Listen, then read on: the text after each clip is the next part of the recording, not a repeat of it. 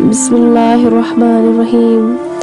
ایک کافر نے ایک بزرگ سے کہا کہ اگر تم میرے 3 سوالوں کا جواب دو تو میں مسلمان ہو جاؤں گا۔ جب ہر کام اللہ کی مرضی سے ہوتا ہے تو تم لوگ انسان کو ذمہ دار کیوں ٹھہراتے ہو؟ اور دوسرا، جب شیطان آگ کا بنا ہوا ہے تو پھر اس پر آگ کیسے اثر کرے گی؟ اور تیسرا، جب تمہیں اللہ نظر نہیں آتا تو تم اسے کیوں مانتے ہو؟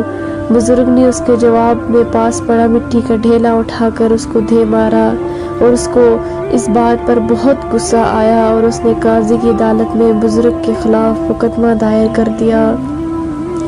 قاضی نے بزرگ کو بلایا اور ان سے پوچھا کہ تم نے کافر کے سوالوں کے جواب میں اسے مٹی کا ڈھیلا کیوں مارا؟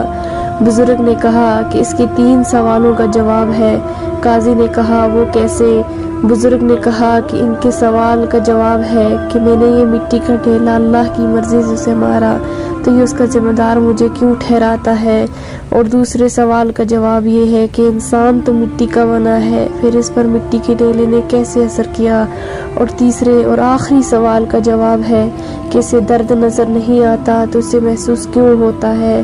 تو کافر نے جب اپنے سوالوں کے جواب سنے تو سن کر مسلمان ہو گیا۔